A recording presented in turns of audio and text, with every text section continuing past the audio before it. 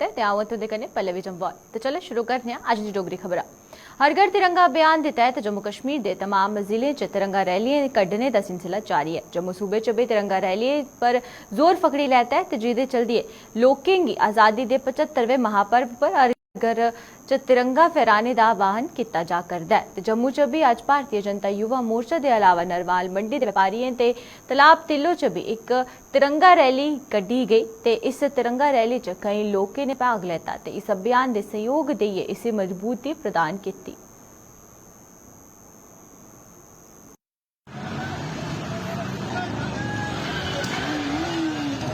हमने एक रैली निकाली, तकरीबन 1-1.5 किलोमीटर की रैली निकाली है। उसमें सैकड़ों नौजवानों ने, सैकड़ों बच्चों ने पार्टिसिपेट किया और एक अवेयरनेस की समाज में, लोगों में, कि वो हर घर पे झंडा लगाएं। और मुझे ऐसा लगता है कि जम्मू में कोई घर नहीं बचेगा जिस घर में तिरंगा झंडा 12, 13, 14 को नहीं लगेगा।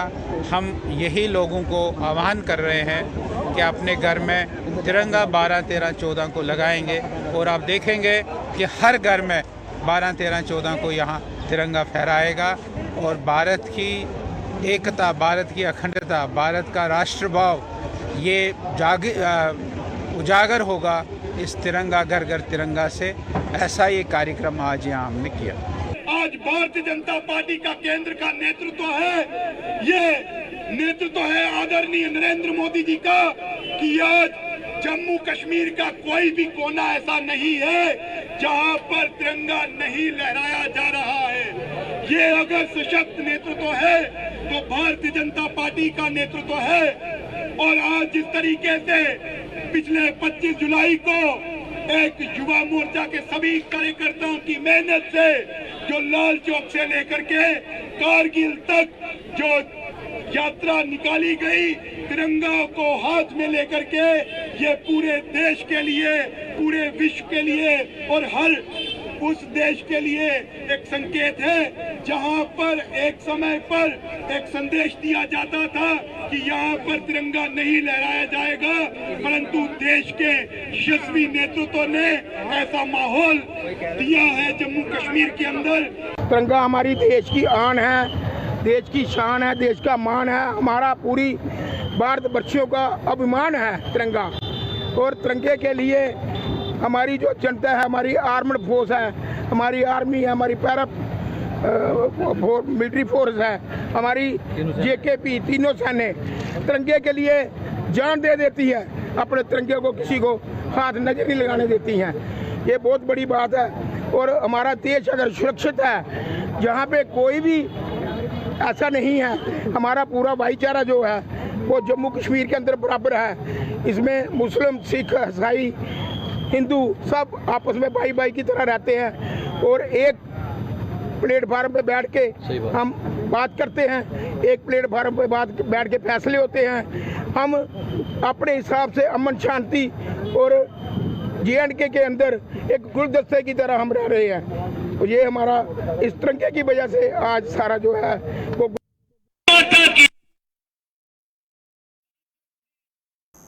माल मवेशी फैली कर दी लंफी स्किन बीमारी ने पशुपालकों की नींदर डुआई रखी दी है। इस बीमारी करने कई मवेशियों की मौत भी हो चुकी दी है तो जिसका संज्ञान लेंदे हुए पशुपालन विभाग हरकत च आया है। Chief animal husbandry officer doctor Altaf Ali होरे दे मुताबिक मवेशियों दे उनके बाड़े च साफ सफाई ते उनके शरीर पर मक्खियां मारने वाली स्प्रे करने कन्ने इस बीमारी की रोकया जा सकता है ते इसके अलावा कुछ दवाइयां भी मवेशियों की इस बीमारी कन्ने दूर रखी सकती है।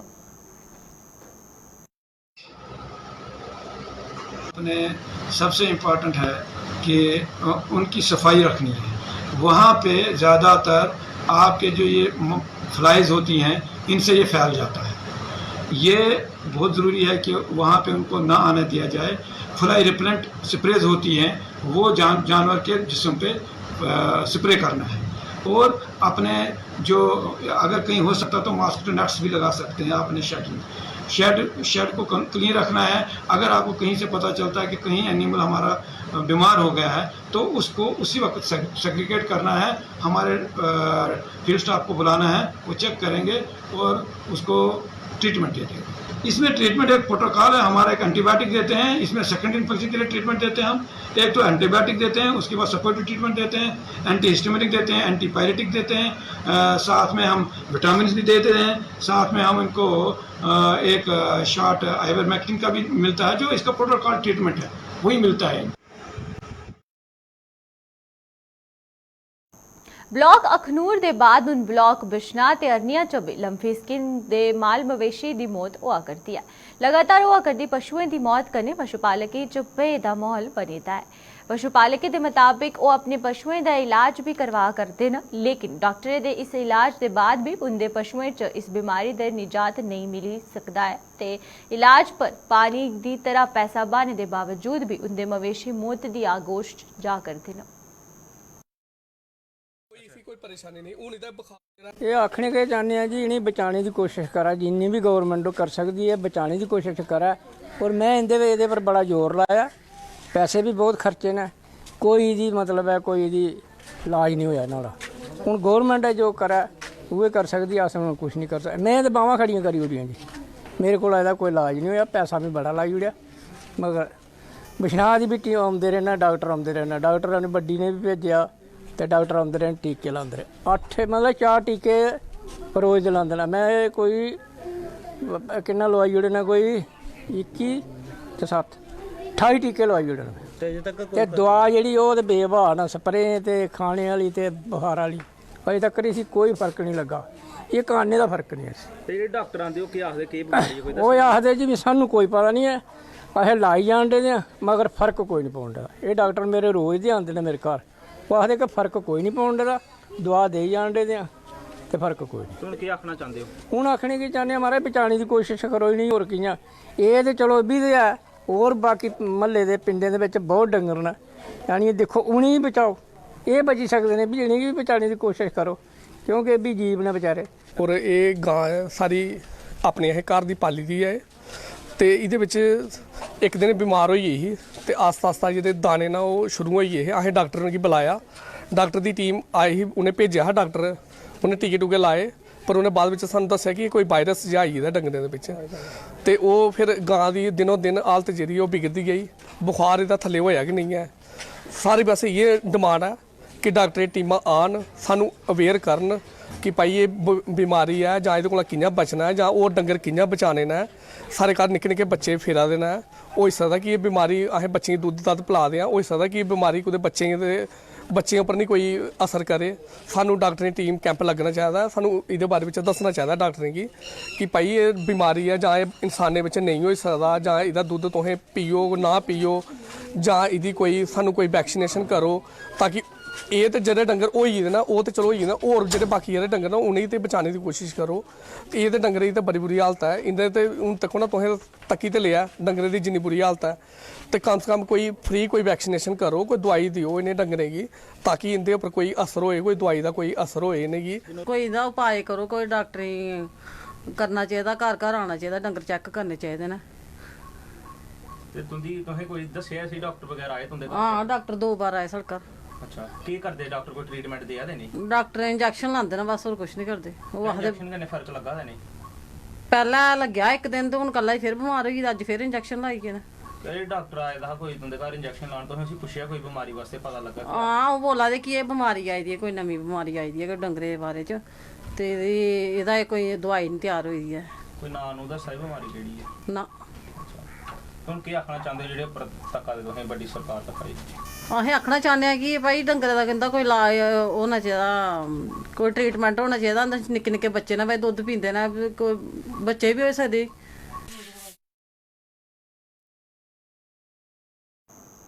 ब्लॉक मीरा साहिब की पंचायत खारियां के पंचायत घर का निर्माण कार्य पूरा ना होने करी पंचायत के सदस्य ते स्थानीय लोगों च भारी रोह है। पंचायत के सदस्य के मुताबिक साल 2014 च इस पंचायत घर का निर्माण कार्य शुरू हुआ हा ते जो उन्हें तक पूरा नहीं हो पाया है, जिस करी उनके पारे भारी परेशानी का सामना करना पवा करता है। इन्हें लोगों के मुताबिक वो कई बार पंचायत घर के निर्माण कार्य की लेइयै उच्च अधिकारियों कन्नै गुहार लाई चुके दे, लेकिन उनकी सुनवाई नहीं हो सकती है।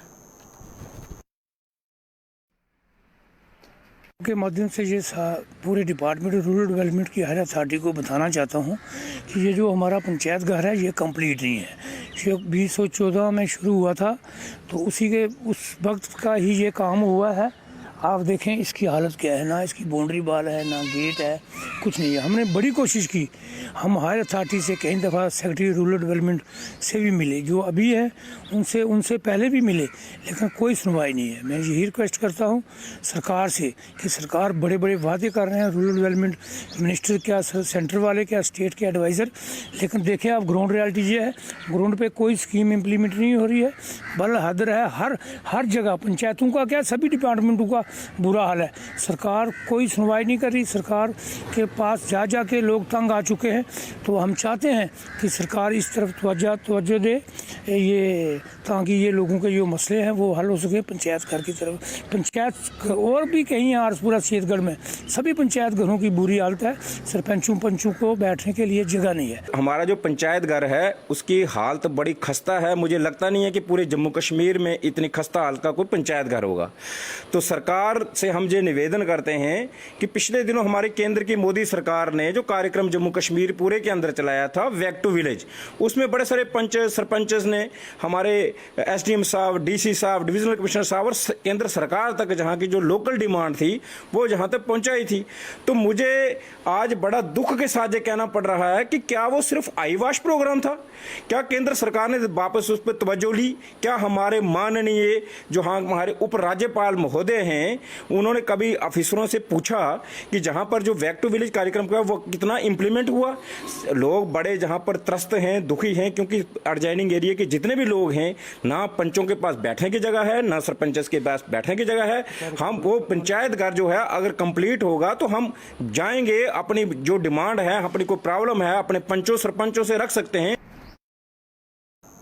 भद्रवाह दी पल्ला तहसील च 17 पंचायतें ते लगभग 50,000 लोग PHC पल्ला च डॉक्टरें ते अन्य स्वास्थ्य सुविधाएं दी भारी कमी दा सामना करना पवा करदा है। लोकें दा आरोप है जे PHC दे डॉक्टरें दी कमी दे कारण 17 पंचायतें दे लोकें गी इलाज दे लेई डोडा जां फिर भद्रवाह दा रुख करना पौंदा है ते इन लोकें दे मुताबिक अस्पताल स्त्री लोग विशेषज्ञ न होने कारण महिलाएं मरीजें दी सबसे ज्यादा दिक्कतें दा सामना करना पवा करदा है।